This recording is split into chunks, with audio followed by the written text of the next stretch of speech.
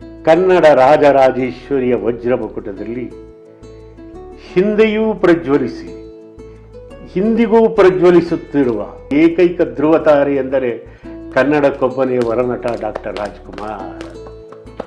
ಅಂಥವನ ಜೊತೆ ಪಾಠ ಮಾಡಕ್ಕೆ ಹೋಗ್ತಿದ್ದೀನಿ ಅಂತೆಲ್ಲ ವಾಟ್ಸಪ್ ಕೊಡೋ ನನ್ನ ಮಗನೇ ಹೋಗು.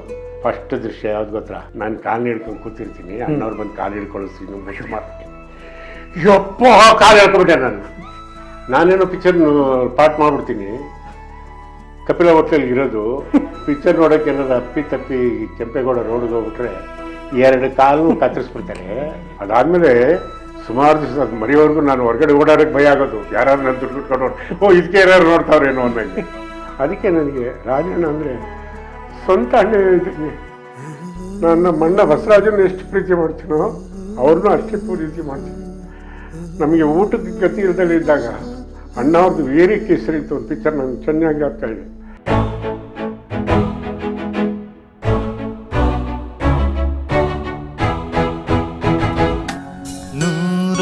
ನೂರೊಂದು ನೆನಪು. ಚಿಕ್ಕ ಫ್ಲ್ಯಾಶ್ ಬ್ಯಾಕು. ಅರಸೀಕೆರೆ ರತ್ನ ಥಿಯೇಟ್ರು ನಿಮ್ಮ ತಾಯಿ ತೊಡೆ ಮೇಲೆ ಕೂರಿಸ್ಕೊಂಡು. ಹೌದು, ನಮ್ಮ ಮನೆಗೆ ಈ ಹಳ್ಳಿಯವರು ಊರವರು.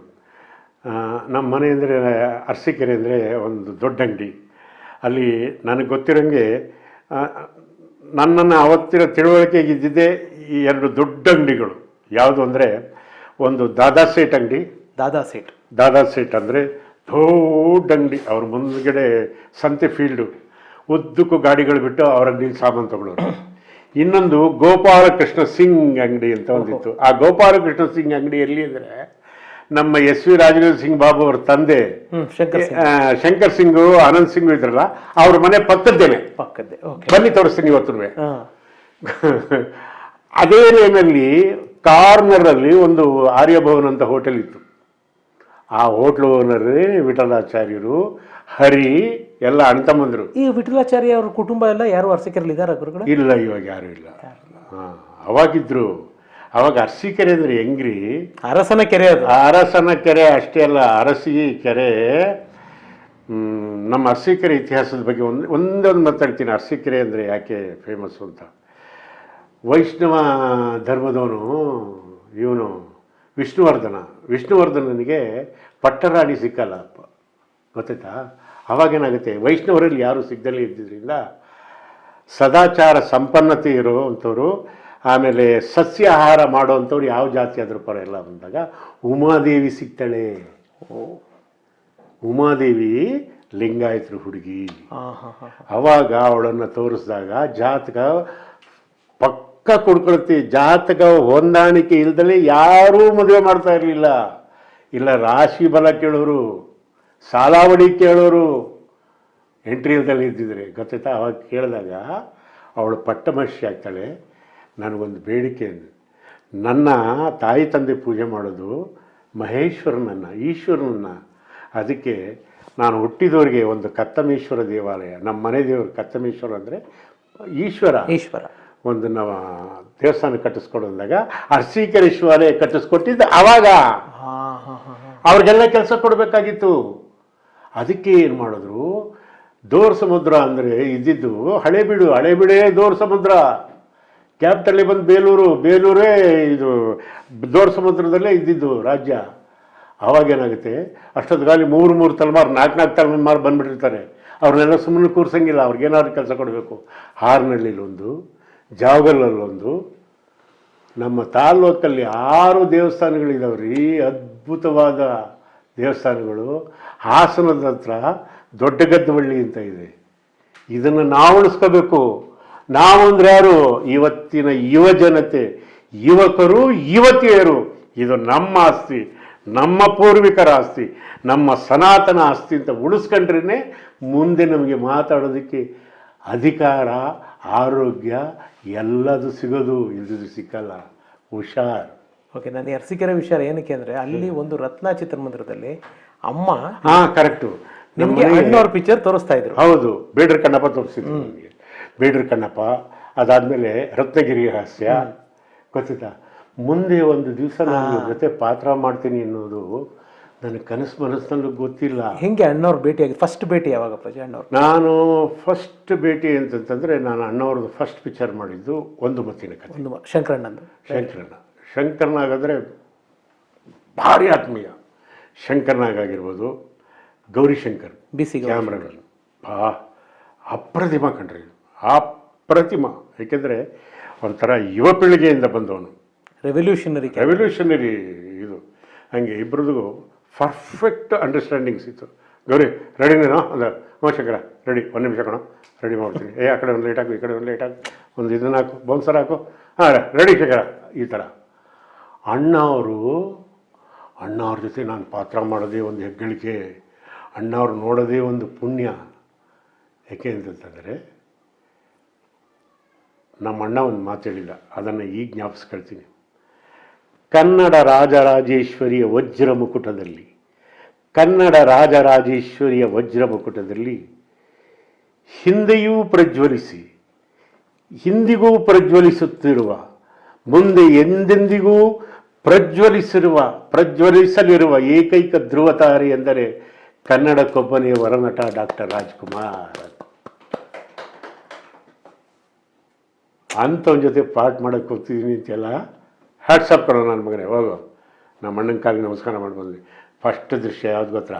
ಧಾರವಾಡದಲ್ಲಿ ನಾನು ಕಾಲು ಹಿಡ್ಕೊಂಡು ಕೂತಿರ್ತೀನಿ, ಅಣ್ಣವ್ರು ಬಂದು ಕಾಲು ಹಿಡ್ಕೊಳಿಸ್ತೀನಿ, ಮುಟ್ಟು ಮಾಡೋಕ್ಕೆ. ಯಪ್ಪ ಕಾಲು ಹಿಡ್ಕೊಂಬಿಟ್ಟೆ ನಾನೇನೋ ಪಿಕ್ಚರ್ ಪಾರ್ಟ್ ಮಾಡಿಬಿಡ್ತೀನಿ. ಕಪಿಲ ಹೋಟ್ಲಲ್ಲಿ ಇರೋದು, ಪಿಕ್ಚರ್ ನೋಡೋಕೆ ಏನಾದ್ರು ಅಪ್ಪಿ ತಪ್ಪಿ ಕೆಂಪೇಗೌಡ ರೋಡ್ಗೆ ಹೋಗ್ಬಿಟ್ರೆ 2 ಕಾಲು ಕತ್ತರಿಸ್ಬಿಡ್ತಾರೆ ಅಭಿಮಾನಿಗಳು. ನೆಕ್ಸ್ಟ್ ನಾನಲ್ಲಿ ಒಂದು ಇದನ್ನ ಇಟ್ಕೊಂಡು ತಿಳ್ಕೊಂಬಿಟ್ಟ, ಅಪ್ಪ ಒಂದು ಮುತ್ತಿನ ಕಥೆಯಲ್ಲಿ ಮಾಡಿದ್ದು ದೊಡ್ಡ ನಾಟ ಕಡೆ ನಾನೇ 16 ಕಾಲಿ ಬಿದ್ದರು, ಅದಕ್ಕೆ ನಾನು ಕಾಲು ಕತ್ತರಿಸ್ಬಿಟ್ಟವ್ರೆ. ಹಂಗೇನೋ ಮಾಡ್ಬೇಕಾಗ್ತದೆ, ನಾನು ಮಾಡಲ್ಲ ಶಂಕರ, ಬೇಕಾದ್ರೆ ನಾನು ಈ ಪಾಠ ಬಿಟ್ಟು ಹೋಗ್ಬಿಡ್ತೀನಿ ಅಂತ. ಅದು ಇದು ಮಾತಾಡ್ತಾ ಅಣ್ಣವರು ಬಂದು ಪಕ್ಕಕ್ಕೆ ಬಂದು ಹಿಂಗೆ ತಗೊಂಡು ಕಾಲು ಹಿಡ್ಕೊಂಡು ಟೇಕ್ ಮಾಡಿರಿ ಅಂದ್ಬಿಟ್ರು. ಪಾ ಏಕೆಂದರೆ ಪಾಠ ಮಾಡಬೇಕು, ನಡ್ಗಂಗಿಲ್ಲ. ಅರ್ಥ ಆಯ್ತಾ?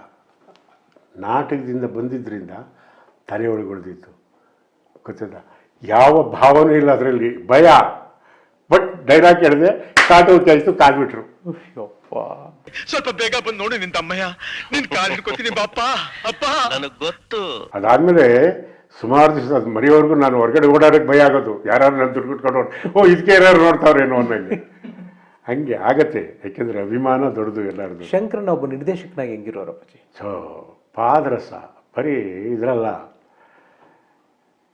ಒಬ್ಬ ನಟನಾಗಿಯೂ ಸಹಿತ ಪಾದರಸ. 1 ನಿಮಿಷ ವೇಸ್ಟ್ ಮಾಡ್ತಾ ಇರಲಿಲ್ಲ. ನಿನಗೆ ಅವನು ಎಷ್ಟು ಸಿಂಪ್ಲಿಸಿಟಿ ಅನ್ನೋದಕ್ಕೆ, ಇದರಲ್ಲಿ ಶೂಟಿಂಗ್ ನಡೀತಾ ಇರೋದು ಸಮ್ಮರ್ ಪ್ಯಾಲೇಸಲ್ಲಿ ಶೂಟಿಂಗ್ ನಡೀತಾ ಇದ್ರು. ಏನಾಗ್ಬಿಡೋದು ಅಂತಂತಂದರೆ, ಅವರೆಲ್ಲ ಮರದೆಳ್ಳಲ್ಲಿ ಕೂತಿರೋರು ಡ್ರೈವರ್ಸ್ಗಳೆಲ್ಲ ಬಂದ್ಬಿಟ್ಟು, ಹೇ ಡ್ರೈವರ್ ಕರೀಲಿ ಬಾರಪ್ಪ ಇಲ್ಲಿ 1 ನಿಮಿಷ ಅಂತಂದರೆ, ಅವರು ನಿಧಾನಕ್ಕೆ ಹಿಂಗೆ ಬರೋದು, ಸ್ವಲ್ಪ ಲೇಟ್ ಮಾಡ್ತಿರ್ತಾರೆ. ಯಾವುದನ್ನ ದೊಡ್ಡ ಬರ ಇಲ್ಲ ಒಂಚೂರು ಸಂಕೇತಕ್ಕೆ ಹೋಗ್ಬಿಟ್ಟು ಫೋನ್ ಮಾಡ್ಬಿಟ್ಟು ಬಂದ್ಬಿಡೋಣ. ಆಟೋದಲ್ಲಿ ಕುತ್ಕೊಂಡು ಬಂದ್ಬಿಡ್ತಿದ್ವಿ. ಶಾರ್ಟ್ ಇದೆ ಯಾವಾಗ ನಿಂದು? ಇಲ್ಲ ಬಾ 1 ನಿಮಿಷ ಒಂದು ಫೋನ್ ಮಾಡ್ಬಿಟ್ಟು ಬಂದ್ಬಿಡೋಣ. ಸಂಕೇತಕ್ಕೆ ಬಂದ್ಬಿಡ್ತಿದ್ವಿ ಶಿವಾನಂದ ಸರ್ಕಲಲ್ಲಿ. ನಮ್ಮ ಚೇಂಬರು ಎಷ್ಟು ಚೆನ್ನಾಗಿತ್ತು. ನಾವು ನಿಜವಾಗ್ಲೂ ಉಳಿಸ್ಕೊಳ್ಳಿಲ್ಲ, ಅದು ನಮ್ಗೆ ನಾಚಿಕೆ ಆಗಬೇಕು. ನಿಜವಾಗ್ಲೂ ಶಂಕರಣ್ಣನ ಕನಸನ್ನ ನಾವು ಉಳಿಸ್ಕೊಳ್ಳಿ. ಹೌದು, ಆ ಸಂಕೇತ. ಅದಕ್ಕೆ ಕನ್ನಡಿಗರು ಯಾವತ್ತೂ ಸಹಿತ ಅಭಿಮಾನ ಶೂನ್ಯರಾಗಬಾರ್ದು. ಯಾಕೆಂದರೆ ಕನ್ನಡವೇ ನಿತ್ಯ, ಕನ್ನಡವೇ ಸತ್ಯ. ಆ್ಯಂಡ್ ಒಂದು ಮುತ್ತಿನ ಕಥೆನಲ್ಲಿ ಏನೋ ಒಂದು ಶಾರ್ಟ್ ರೆಡಿ ಆಯ್ತಂತೆ, ಯಾರು ಅಣ್ಣವ್ರ ಹತ್ರ ಕರಿಯಕ್ಕೆ ಹೋಗದಿದ್ದ ನಿಮ್ಮನ್ನು ಕಳಿಸಿದ್ರಂತೆ, ಹೋಗ್ಬಿಟ್ಟು ಕರ್ಕೊಂಬಂದು ಅಣ್ಣವ್ರು ಏನೋ ಏಕಾಗ್ರತೆಯಲ್ಲಿ ಕೂತ್ಬಿಟ್ಟಿದ್ರಂತೆ. ಏನಾಗಿತ್ತು ಅಂತಂದರೆ 3:30-4 ಗಂಟೆ ಆಗಿಬಿಟ್ಟಿತ್ತು ಸಂಜೆ. ಸಮುದ್ರ ಒಂಥರ ಈ ಅಲೆಗಳು ಎಲ್ಲೋ ಕಲರ್ಗೆ ಗೋಲ್ಡನ್ ಕಲರ್ಗೆ ಬಂದಿತ್ತು. ನಾನೇ ಮಾಡಿದೆ, ನೋಡೋಣ ಅಂತ ಹೋಗಿ ನೋಡಿದ್ರೆ ಆ ಸೂರ್ಯ ಮುಳುಕೋ ಜಾಗದಲ್ಲಿ ಕೂತ್ಕೊಂಡು ಹಿಂಗೆ ಅಲ್ಲ, ಅಷ್ಟು ದೂರದಲ್ಲಿ ಅಲೆ ಬರ್ತಾಯಿದೆ. ಹಂಗೆ ಲೀನವಾಗಿಬಿಟ್ಟಿದ್ರು. ಅಯ್ಯೋ ನನ್ನಪ್ಪನೇ, ನಿನ್ನ ಹೆಂಗಯ್ಯ ಎಬ್ಬರಿಸಿದ್ ನಾನು? ನಿನ್ನ ಏಕಾಂತ ಎಬ್ಬರಿಸಿದ್ರೆ ಯಾವ ಶಾಪಕ್ಕೆ ನಾನು ಗುರಿ ಆಗ್ತೀನೋ, ಯಾವ ದೇವ್ರು ನನಗೆ ಶಾಪ ಕೊಡ್ತಾನೋ. ನಿಂತು ಎಷ್ಟೋ ಹೊತ್ತಾದಮೇಲೆ ಅವ್ರ ಕಾಲ ಹತ್ರ ಹೋಗಿ ಕೂತ್ಕೊಂಡೆ. ನಾನು ಸುಮ್ಮನೆ ನೋಡ್ತಾ ಕೂತ್ಕೊಂಡೆ. ಎಷ್ಟೋ ಹೊತ್ತಾದಮೇಲೆ ಹಿಂಗೆ ಕಣ್ಣಲ್ಲಿ ನೀರು ಇಳಿತಾ ಆಯಿತು.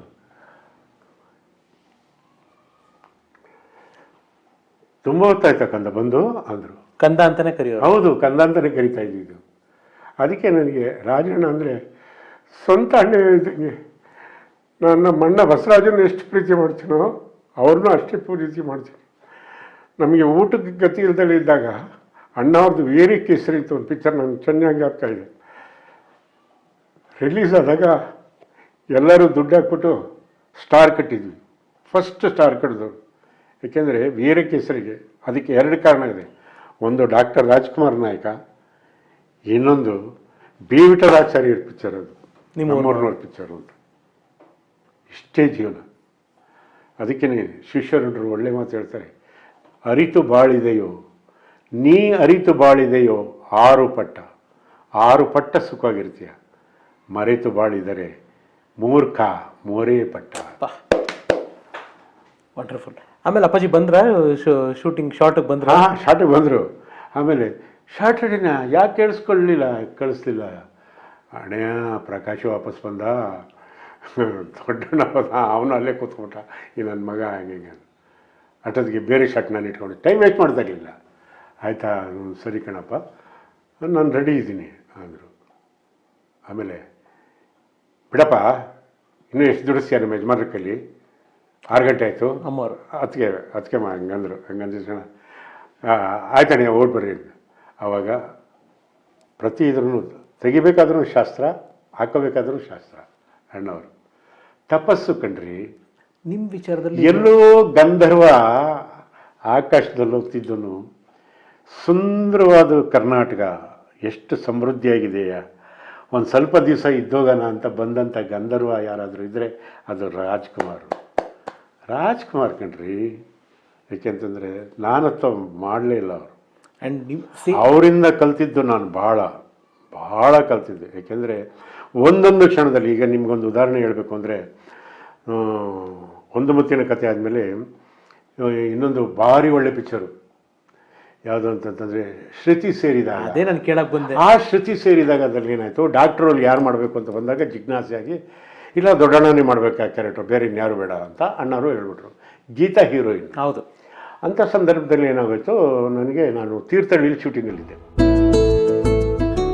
ನಮ್ಮ ಕನ್ನಡ ಚಿತ್ರರಂಗದ ಪ್ರಪ್ರಥಮ ಒಂಥರ ಪ್ಯಾನ್ ಇಂಡಿಯಾ ಆ್ಯಕ್ಟರ್ ನೀವು ಅಂತ ಹೇಳಿದ್ರೆ ತಪ್ಪಾಗಲ್ಲ. ಯಾಕೆಂದರೆ ಶಾಂತಿ ಕ್ರಾಂತಿ ಸಿನಿಮಾದಲ್ಲಿ ನೀವು ನಿರ್ವಹಿಸ್ತೀರ. ಹೌದು, ಶಾಂತಿ ಕ್ರಾಂತಿ. ಏಕೆಂದರೆ 4 ಲ್ಯಾಂಗ್ವೇಜಲ್ಲಿ ಮಾಡಿದ್ರು. ನಾನು ರವಿಚಂದ್ರನ್ ಏನು ಹೇಳ್ತಾ ಇದ್ದೆ ಅಂದರೆ,